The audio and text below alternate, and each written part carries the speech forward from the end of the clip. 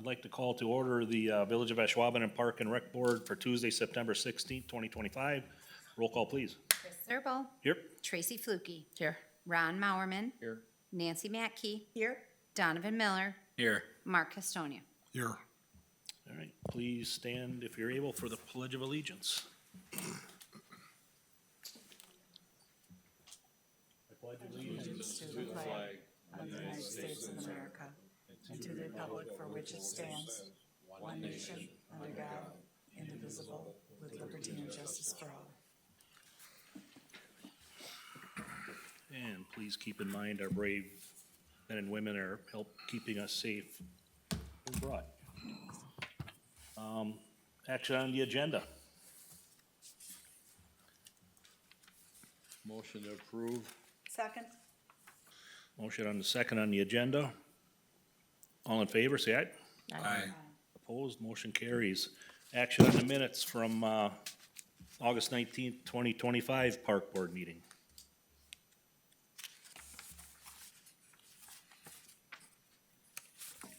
I'll make a motion to approve as is. Second. Motion is second to approve the action on the minutes. All in favor, say aye. Aye. Aye. Opposed, motion carries. Comments from the public must be limited to items not on the agenda, must state name and address, limited to 5 minutes.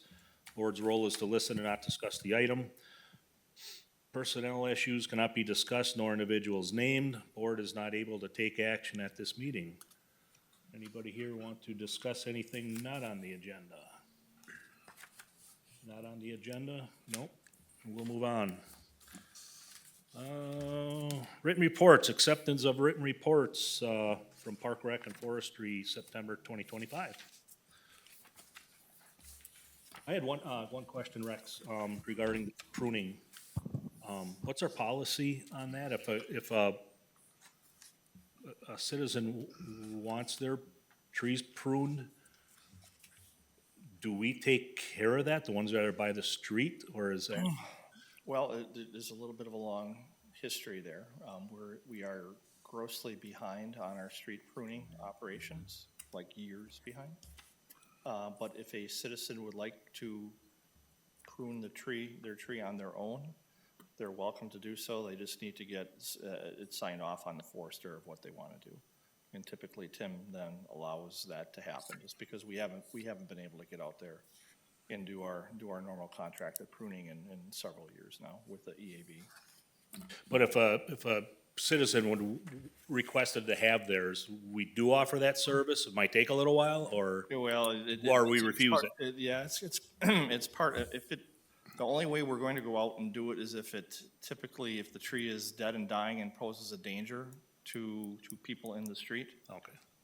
Otherwise, typical street tree pruning is part of a contract that will be discussed in the budget process again this year. Okay. All right. Yeah, it's not, unfortunately, not efficient to go out and trim individual trees. We'd have hundreds and hundreds of that. So usually we try and do particular neighborhoods in one swoop. Yeah. And usually it's on a 7 or an 8 year cycle when we do that, but we haven't done it for probably, I'm guessing 3 or 4 years now because of the additional work that we've needed to do with EAB removals, and we still have to do the planting coming up in the next year or two, so. Sure. Okay. So it's been a little bit of a struggle with that, Okay. but if someone would like to do it on their own, if they feel comfortable pruning their own tree, then we don't have an issue with it. They just need to contact Tim in our office, and Tim will talk to him real briefly and sign off on a sheet of paper saying that it's okay for them to do so. Okay. I just asked because I had somebody that was an elderly lady, and I thought that was the case, but then I saw something on in the notes here tonight about pruning, and I figured I'd ask anyway. So If it's creating a hazard to someone's in someone's driveway, or a dead limb hanging over the street that could potentially fall and damage a car or an individual or something like that, then that's a little bit different situation. Yeah.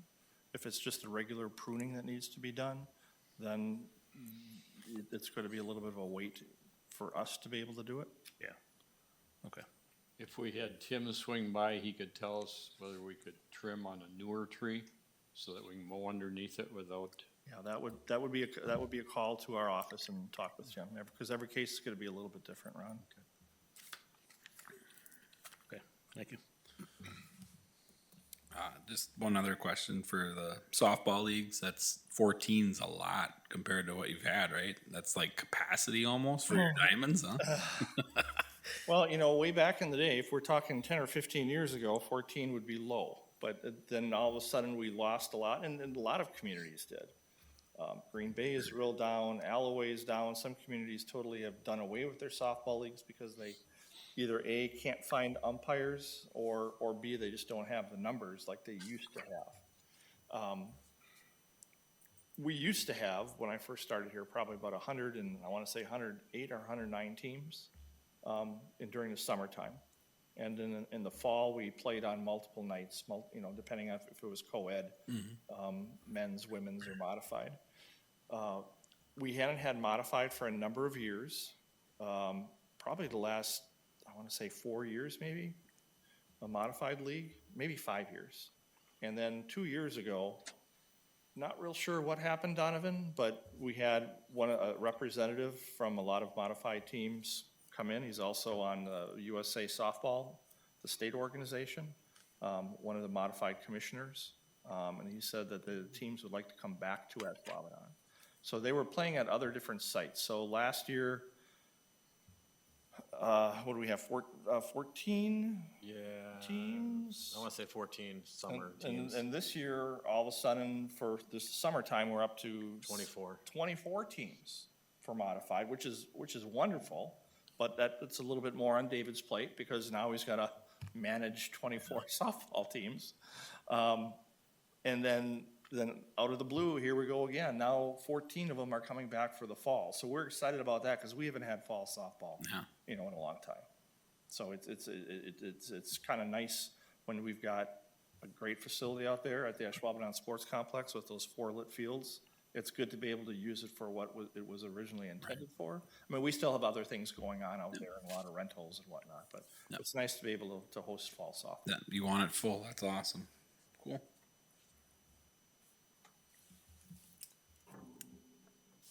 All right, I wanted to say thanks to Rex for setting up the food truck rally too the other night. That was an excellent touch to have the Packer game going on. And the flyover that you ordered, huh? Yeah, and the flyover, we fly over just for us. No, yeah, I appreciate that, Ron. Thank you much. You know, it was, David and I had talked about it in depth when the Packers schedule came out, because as you know, we set our food truck rally dates by the end of February to get them in the brochure. And then the schedule comes out in May, and it's just like, uh-oh, we're on top of each other on this Thursday. Because we've been doing this, I want to say this might be the 6th or 7th year for our food truck rallies. And we had never had an issue before. So we looked at moving it either earlier or later, and it was we're either on top of vacations, staff vacations, or other special events that were going on. So it's just like, do we compete with the Packer game, or do we try and play off of that and kind of encourage people to come on over? You know, not everyone goes to a Packer game. So I appreciate what you're saying. It was fun. It was, I'll be honest, it was better attended than I thought it was going to be.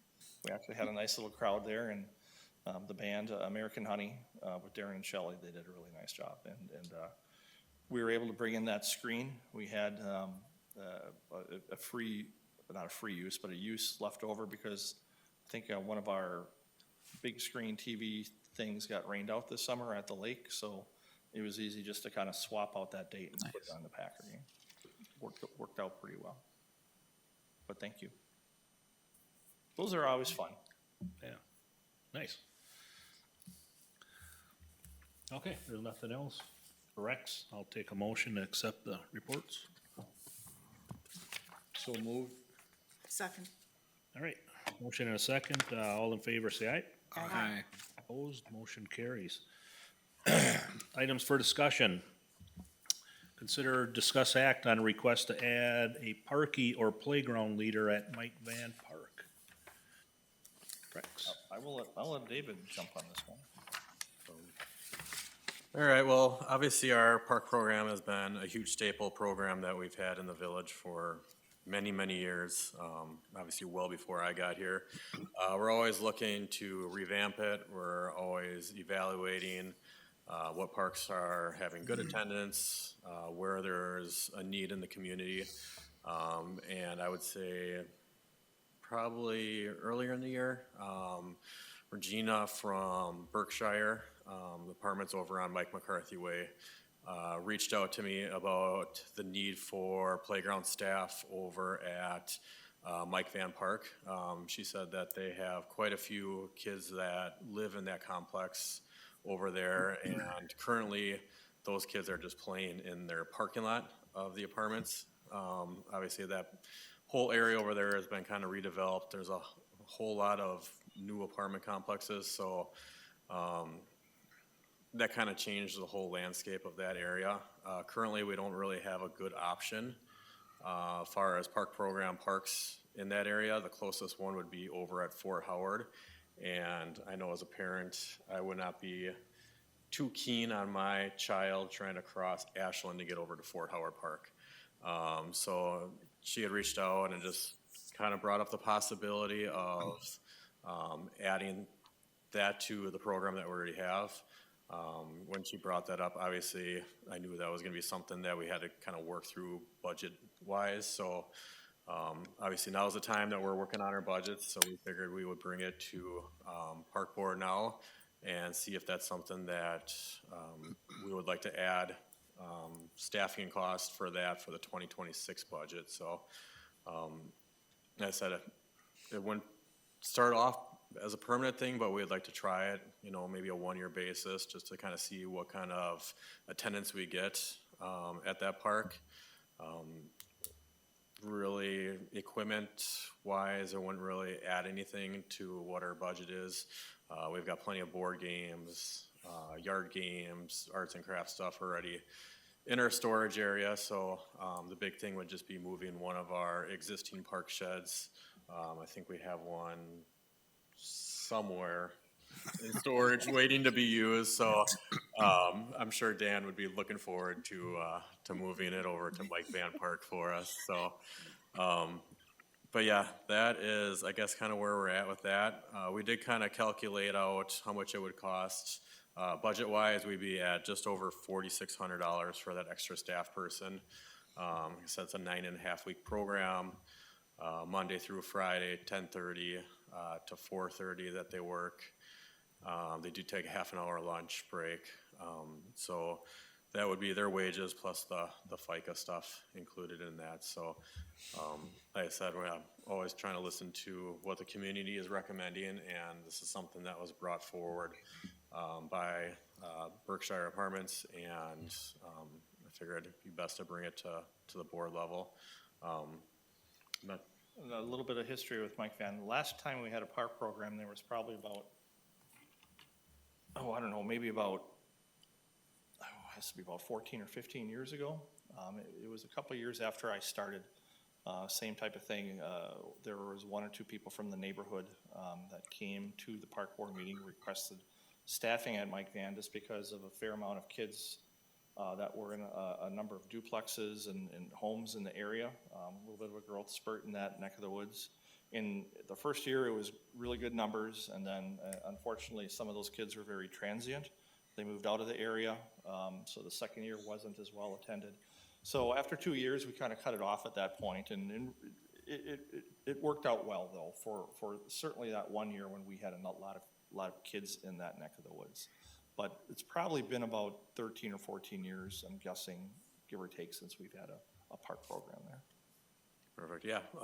As Rex said, before my time here, I've been here for 11 and a half years, and we haven't had a park attendant there in my time here. So the village is constantly changing, especially this area over here has seen a lot of change and progress in the last few years. So I think definitely worth a look. So my recommendation would be to try it for 1 year and see how it goes, see what our numbers are at, and then kind of reevaluate after 2026 summer. Do we have anyone here from Berkshire? I had talked to Regina, and she mentioned she was gonna be here, and then when I tried to confirm this morning, I did not hear back from her. So there hasn't been one, and as far as we know, if we're just talking neighborhood in terms of houses, there's probably not enough kids to support it, but we're looking at the apartments, correct? It's due to the apartments. Okay. The request is. So I haven't been to Mike Vann in a while, probably since its old baseball days, and so I was checking it out, and here's my one concern about that, and I guess it's more in terms of liability. If you go from those apartments to the park, there's no sidewalk there. So they're basically kind of sort of traipsing through an industrial area to get to the park. So are there concerns about the safety of the kids getting there? Well, Because I know what you said about crossing Ashland Avenue, and I Yep, get so- that, so- but I looked at that area too. the long-range plans on Van are to put a sidewalk there on the north side of the street. That's not going to happen probably in the next year or two, Okay. certainly. I'll be honest, I mean, the majority of our other parks don't have Well, I was trying, sidewalks that go to them. I was trying to So- think, and I thought most of them had at least a sidewalk that got to them. But you certainly know better than I do, that's for sure. Yeah, But as I was trying to think of the ones that have Parkees at, There's not a lot of parks that have sidewalks that that go to them, okay. run to them. We have parks that have pathways within the park, but not coming to it from the neighborhood in and of itself. And it's probably a little bit safer than playing in a parking lot too. That's got a lot of in and out too, so And that, I understand that, but on the other hand, so my question is, so if they get hit in the parking lot, they're liable, but if they get hit walking over to the park, are we liable? I would say no, Nancy. Okay. Again, we've got all of our other parks and none of them, I mean, you talk Fort Howard, you're talking Canterbury. I know what you're saying, You but know, I guess I Smith, feel those are all a Waterford. little more residential to start with. No? You know, you think it's commercial, because I think you mentioned that was some of the It feels concern, that but- way. It feels but like but it's it kind is- of, It is changing. There is some commercial, on the, up towards Holmgren Way, Mm-hmm. on Van. yeah, But really, that's not where the kids are gonna be coming from. They're not coming from up in the commercial area, okay. per se. They're gonna be coming from the homes that are already in the neighborhood and the Berkshire, so they would just cut through on the side of the Berkshire onto Van and probably avoid the majority of the commercial zone. Okay. And I guess as I looked at it, that was my perception, and you are correct that it's, again, you know better than I do about the sidewalks. My perception was that more of our little community ones have at least a sidewalk getting to them, and I guess they're, in my mind, more residential.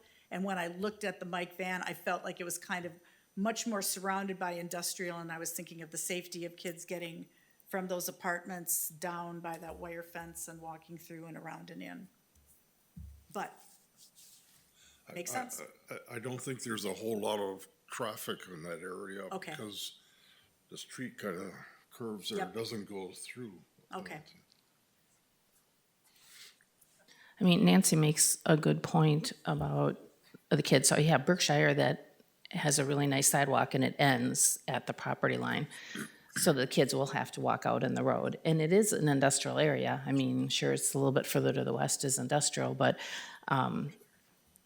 I understand the business that's there, paper transport or whatever is there is moving out. So I would say sometime in the future that will be redeveloped. And hopefully at that point, the village will say, okay, we need to put a sidewalk in here to get these children safely to the park. And you have the seniors there too. That's a senior complex as well as a workforce development housing complex. So you're gonna have kids, but you're also gonna have senior citizens that are trying to get to the park, maybe with their grandkids or whoever wants to get there. So,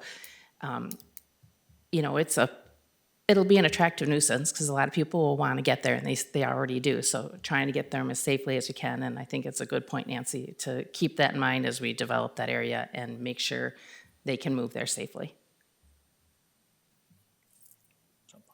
Nancy, that's a legitimate concern. I'm pretty sure if I remember when the process of putting the apartments up, There was discussion about that. How the kids were gonna, I think, Tracy might have led the charge on that about making sure that they put something in there, Yeah. Berkshire Hathaway, to at least start that process. And then like Rex said, once more development happens, it'll be addressed. I mean, if you look at that development, it's very walkable in there. I mean, they've designed it very well with lots of sidewalks, lots of curb cuts. I mean, it's easy to move through the development itself. Makes sense. But it would be great to have a sidewalk all the way to the park. I just looked at where it stopped and the wire fencing and the trucks and Yeah. the stuff going and then kind of and around it, and I thought, is this a safety issue or is it not? And it sounds like it's not, so I'm cool with it. I think it is.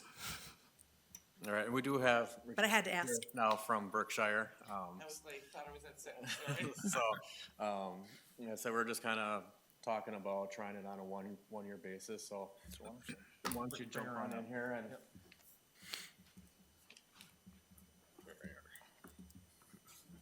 Well, we have 15 family townhomes, and anywhere between If you could just state your name and your Oh. address first. Regina Conti, my address is 644 Morris Avenue. Thank you. How? Go right ahead. Okay. I manage the complex, and we have a 60-unit senior, 55 and older. I qualify for that, so I'm not worried about walking across the street. But however, we have 15 family townhomes. And we have anywhere from 2 to 5 children in each townhome. So that's an average of 3 children per townhome. 45 children, nowhere to play. They can't play in the parking lot. They can't play under the canopies. They can't play in the streets, although they are. They have like a 4-by-6 little lot of land in front of them. So in the summer, obviously, we're talking about is when we have the majority of the issues, where the seniors are complaining because the kids are in the parking lot and they're riding bikes, which is a safety issue, because they're too low for anybody to see them. And if they had a Parkee that would go there, 45 children is a lot to me. But even if I only had, and they all are between the ages, they're all under, except for 2, they're all in 5th grade or under, except for 1 townhome.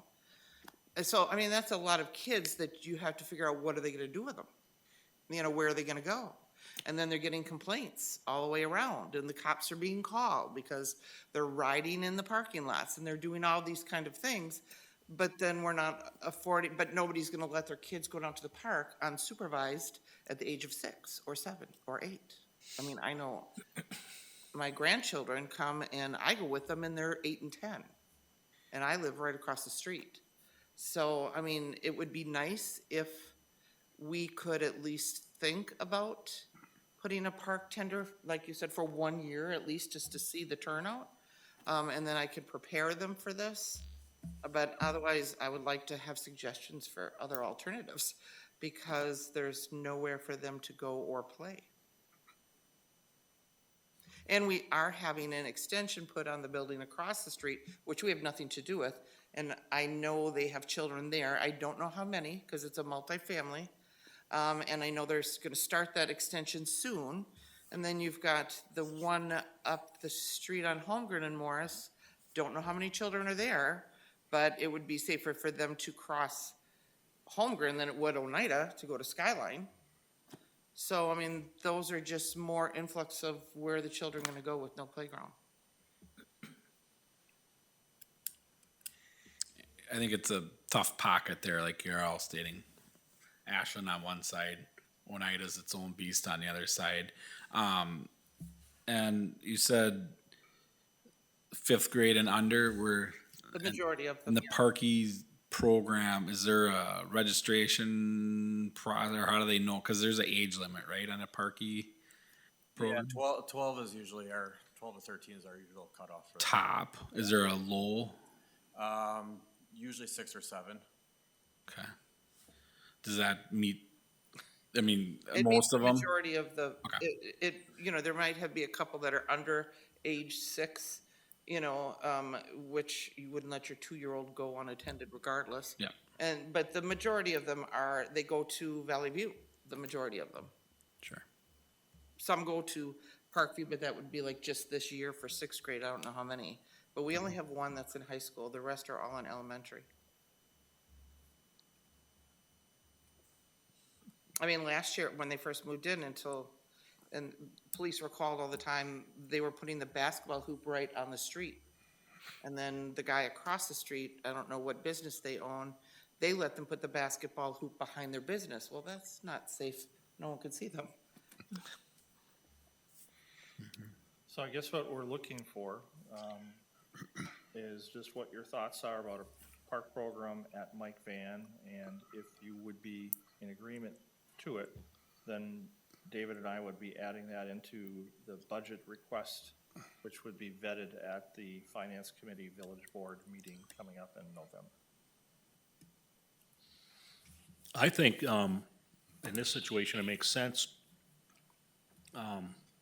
But just out of curiosity, with the families in the townhouses and apartments, is that a situation where there's gonna be a lot of turnover, or the families are gonna be there for the long term, or the kids are gonna get older and move on and? My guess is there's not gonna be a lot of turnover unless we choose to get rid of them, because there isn't a lot of people that take housing anymore, and those are all project-based housing. But I still, in this case, I think it still makes sense, at least that anyway, for a one-year trial and see how it goes. And in the future, if, attendance dwindles again, well, they've had to do it before, cut the program. David, have you had anybody from the neighborhood itself, not just the apartment complexes, reach out with a desire? Do you know if there's a lot of kids in the neighborhood now, if that's turned over a bit? I live across the street. I live in that neighborhood, yes. Okay. I live, literally can see it from my backyard. There are some on Morris on Lida Lane, there's some. And then there's some on, there's not a lot, I have to tell you. There are some up towards, it used to be the Roll Arena, it's a church now, okay? Yep. So back there's an apartment complexes. I see them getting on buses. So I'm not sure what age they all are. They may be a little old for the park.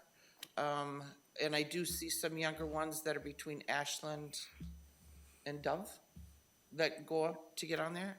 I don't know the population. I mean, how many? Yeah, I haven't had any other, I guess, people that ever really reached out to me. And then as far as it goes with kids getting older or the family dynamics changing, that's pretty common throughout all of our neighborhoods too.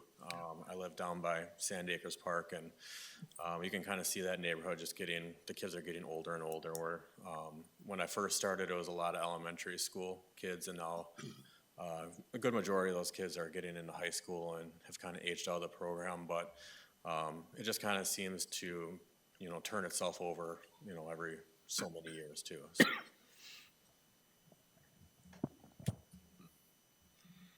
I would make a motion to include a Parkee for the Mike Vann Park and put it in the budget for 2026. I'll A second second. Can I just ask one question? I'm curious, because it's been a long time for Parkees. But is there, just so I can let my people know, is there a lunch program anymore or no? No. Okay, so in the Parkee hours would be like certain till noon and then 1 to whatever? Yeah, it's usually 10:30 to 12:30, half-hour Okay. lunch break, and then 1 to 4:30, Monday through Friday. Gotcha. Do you have a lunch program at other parks though? Like Fort Howard? You used to, right? We did up until about 2 summers ago, and then they eliminated that, and they just went with the school location. Okay. All right, we got a motion and a second to accept this trial. All in favor, say aye. Aye. Opposed, motion carries. Thank you, everyone. Sorry, I thought it was. All right, B, consider, discuss, act on Ashwaubenon recreation fee policy for non-residents. Rex. This came from the last park board meeting. What David did is he compiled information from some of our neighboring communities on on non-resident fees. So I'll let him talk about some of the emails and conversations that he's had. All right, so this has been one of the things that's been around for a long time. Like I said, as long as I've been here, we've been at that $15 fee. Currently, we do have some flexibility in the way that we charge that fee. If it's for, some of our senior programming, some special events, lower cost programs where it doesn't make sense to charge an extra $15. If it's a $5 program or a $10 program, to add $15 on it percentage wise is astronomical. So we've been at $15, and that's for our adult programming and our youth programs.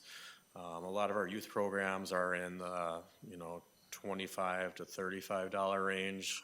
Obviously, there's a few that are more expensive. Dance, which is a program that is actually starting right now and goes through the beginning of March. So that's months worth of a program, and that's in the $80-$85 range for the whole year, which is obviously a very good price when you're talking about dance costs. And then our summer day camp program is another program that's a little bit more pricey that just has that $15 fee. So it's something that I think has worked well for us. I think it's fair. We do have things in place as far as like registration timeframes for a lot of our more popular programs, where residents of Ashwaubenon do have the first ability to sign up for programs that are more popular. We see this with day camp that fills up almost immediately with resident families, and then if there are spots available, then we open it up to non-resident families. But usually, for the most part, we do give a week time frame for residents to sign up versus non-residents. So really, what we're trying to do with the non-residents is just to fill our programs, make sure that they can run. We got a new program coming up next week with country music.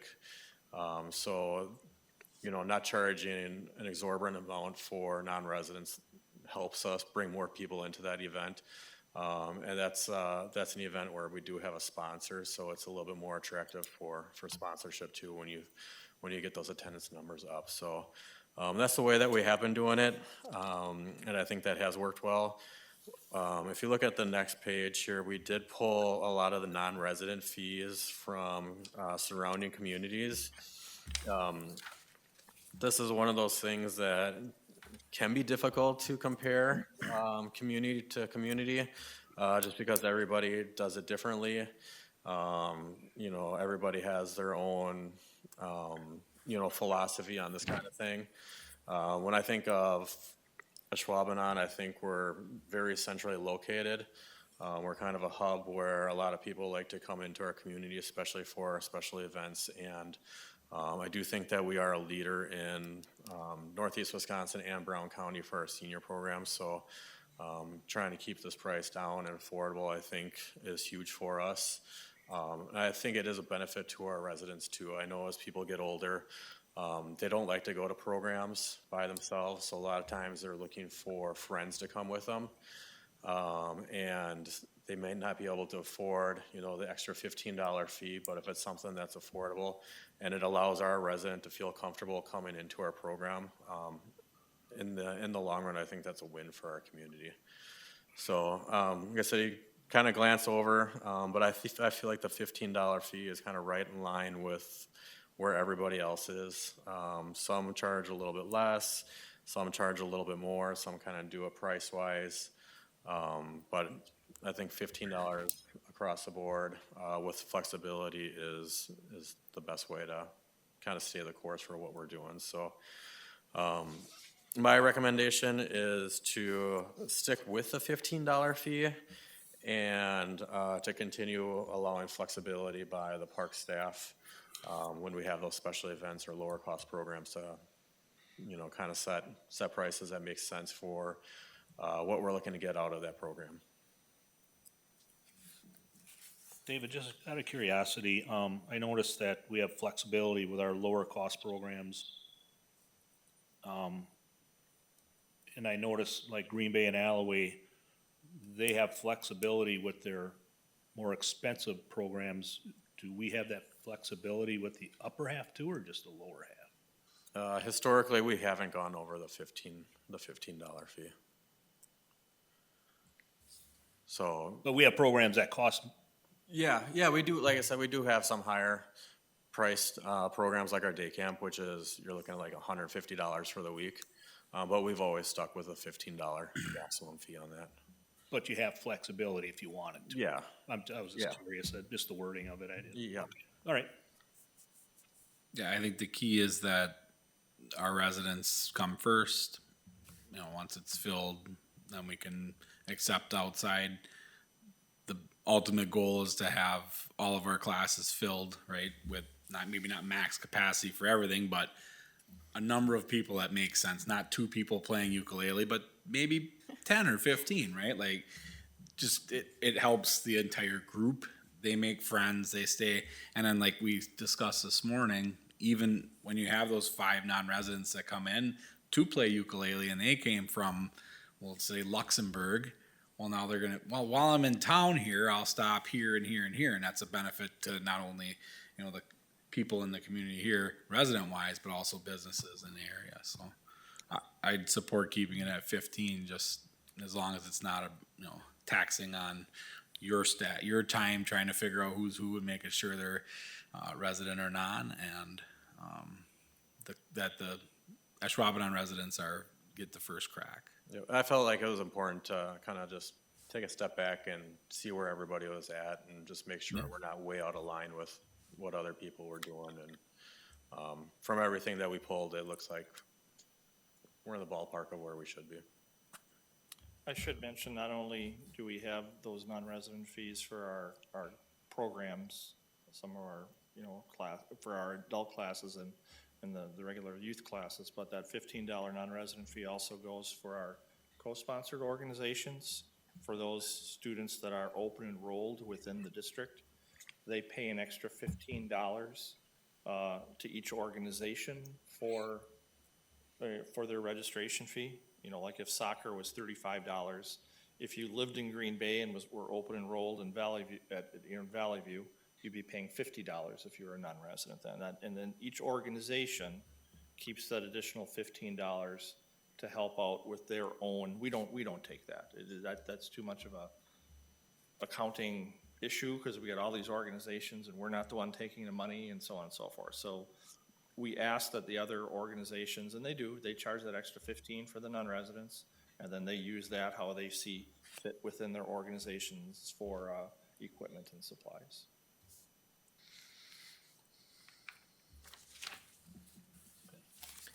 David, thanks for doing the survey, and it looks like we're right in line with the $15, and I would make a motion to approve it.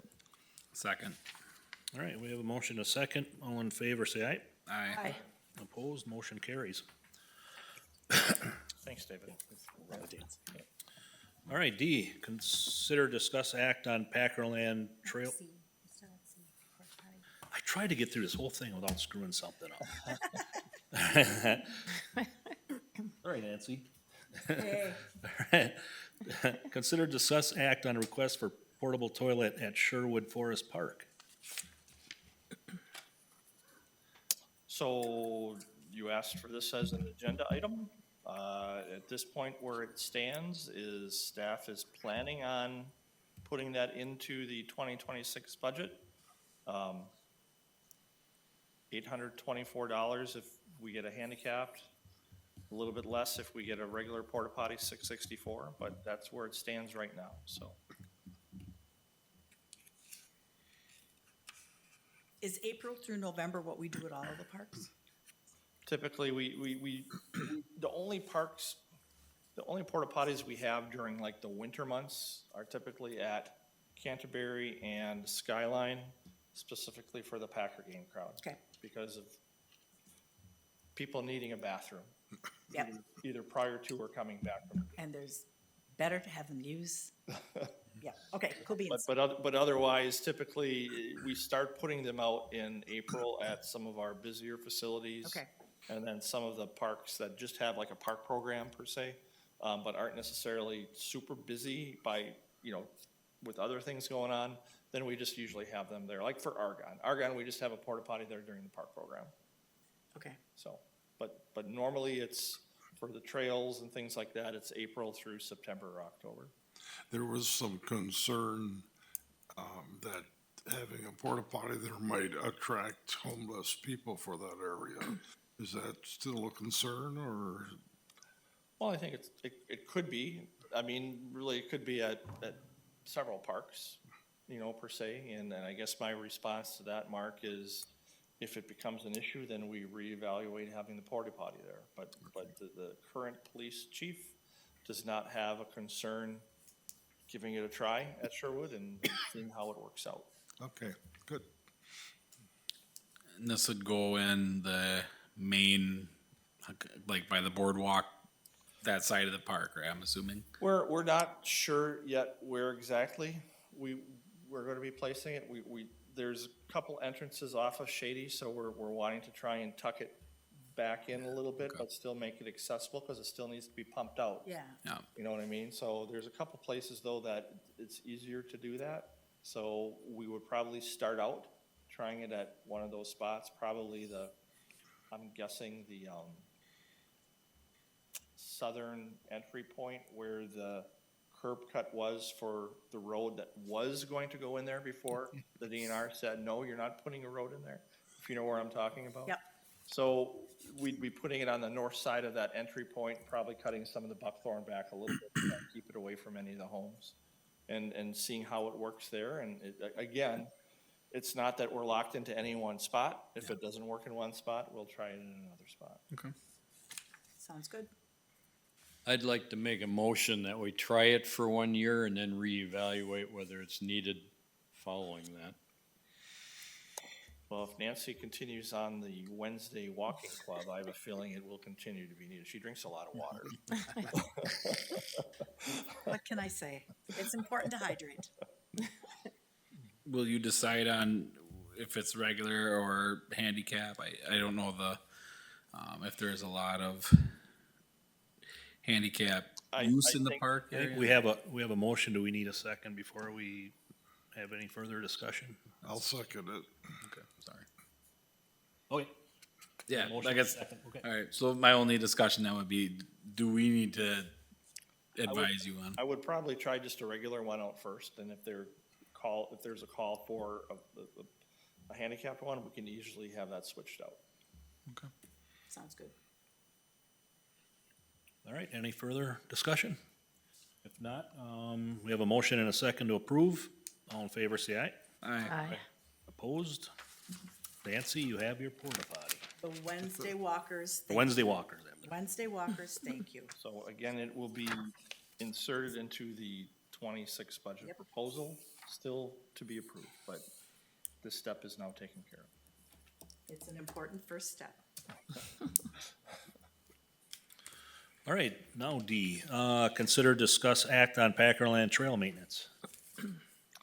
So, a couple things. What I've done, if you take a look on your agenda item here, the second page of this agenda item kind of shows an aerial view of where the Packerland Trail runs. And you can see the northern part and the southern part of the trail are in Ashwaubenon.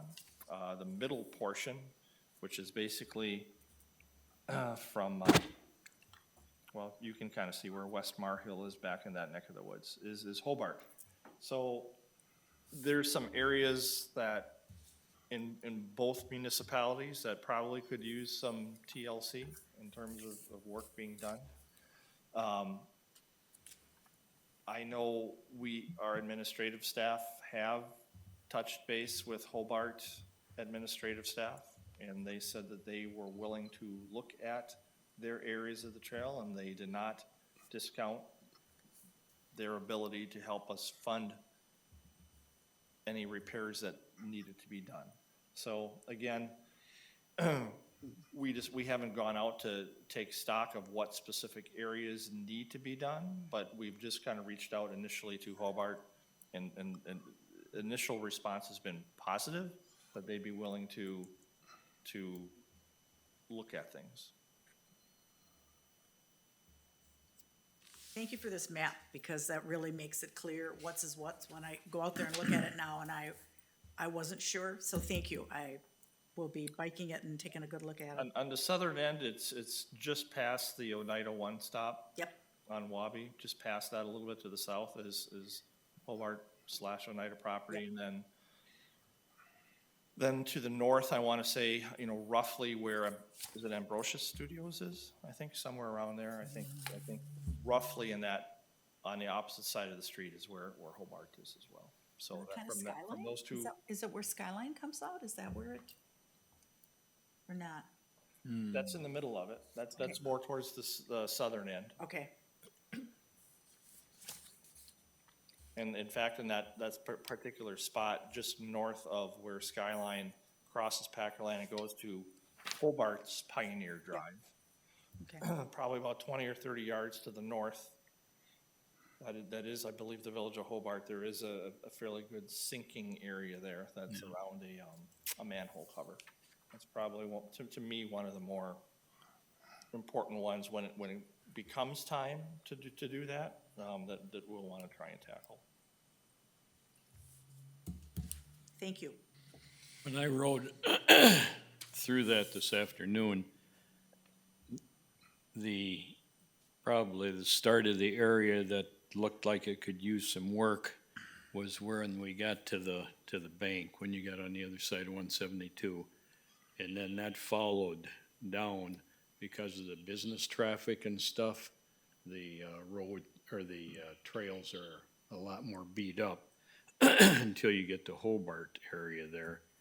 And then when we reach the other end from Glory Road down to the Fernando, probably the biggest thing that I saw as I went through those areas, as utilities have gone in, they've gone in, dug out, patched, and the areas are sunk down in. There's a couple of 18-inch squares that are not too far away from the Glory Road one that don't have any blacktop on them at all.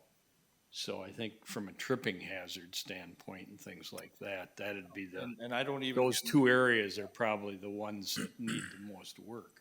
A lot of times we don't even get notified that, or at least our department doesn't get notified that work is even being done Right. Yeah. on some of that stuff. So we kind of rely on others to make sure that if work is being done, that contractors know that they're supposed to repair the trail to the condition that it was found in, which sometimes happens and sometimes not as good. The one thing that I did notice though was it'd be nice if we could get the metal pieces, the slip resistant pieces painted back yellow again. They're almost totally no paint on them at all. That kind of stands out when you cross the streets. Yeah, that I don't know if that's doable or not. In terms of, I don't know if it's a special kind of paint or if it adheres. Yeah, I don't have any idea. I'm just saying that most of it is almost totally gone. And when you get by the Oneida Quick Stop, the one there that's on the curb must have been hit with a plow because that's got a couple of the bubbles that are rolled up a little bit, which again, tripping hazard, but I know that's whole. So on the southwest corner, Correct. right by the, okay. Yeah. That's not good. So we'll take a look at that right away. If something's sticking up, then yeah, that's a tripping hazard. It's not terrible, but like I say, if you're not paying attention, sometimes even the walking club probably doesn't totally pay attention to it. We trip more at we trip more by the marina. Oh, okay. Rex, do you know if Brown County has any responsibility for this? Because I know it was put in originally by Brown County, or is it strictly Hobart and Ashwaubenon's requirement to do any repairs? Did you guys check that at all, or is there? I have not called Brown County directly at this point, but I can only guess what they might say is. I say no, but, yeah. So I think it's Traditionally, as part of the intergovernmental agreements that the county assigns, things like recreation trails, storm sewers, That's the obligation, the maintenance obligation of the local municipality. So Brown County is part of their agreements with Ashwaubenon or Hobart or Bellevue or De Pere. Anytime where there's county trunk highway, sidewalks, trails, those types of extra components of the street are the local responsibility. Well, thanks for checking into this and getting the map. What I would ask is that we continue to work with Hobart and see if we can come up with a plan to work together on resurfacing the trail and looking at it, like Rex said, on the spots that are bad that really need it, and like Ron mentioned, and see if we can get something that we work together and even contract together to get someone to come in. It may not be possible for next year's budget because it's getting tight, and I know everybody's working on it, so maybe it's 2027. But just to take steps forward, because there are some really bad spots, especially like Ron said, on that north end, that really need to be taken care of because, someone's in, especially if we're looking at crossing and making it safer for people to cross Packerland to get to that trail, is the Bike Ped Committee is looking at that and having a couple of improved crossings so people can get to the trail. We want to make sure it's in good shape when they get there and that someone doesn't get hurt or anything on it, so. And I don't know if it ends up as part of this piece, but with the growing population in that bottom corner there, just past the Hobart, I know there's the undeveloped land section that has almost like a negative grade, and it's a losing battle, right? We always have that spill off that comes back over. Like, I don't think it can be part of this exact project, but something, if we are, like to address that somehow, but. Donovan, we're hoping that gets developed in the near future. And Yeah, no, I know. It doesn't pay to put 100,000 into something that's gonna be fixed in a year anyway, but, right, it was just, if it was running through and and you're ripping it up, could it be remedied at the same time, but yeah. That's one of the things I see frequently taking that path is the ice on that section, so. Okay. It looks like we're on our way anyway. It's on the radar and we're moving forward. So I think Rex is just looking for an approval to continue to gather information. Yeah, I would make a motion to proceed with the information collection of this project and the agreement between Ashwaubenon and Hobart in successfully managing the trail. Second. All right, we have a motion and a second. All in favor, say aye. Aye. Opposed? Motion carries. Items for next agenda. Anybody want to see anything on the agenda? Anything to discuss? If not, I'll take a motion to adjourn. So moved. Adjourn. Second. Motion and a second to adjourn. All in favor? Aye. Aye. Opposed? We are adjourned. thank you.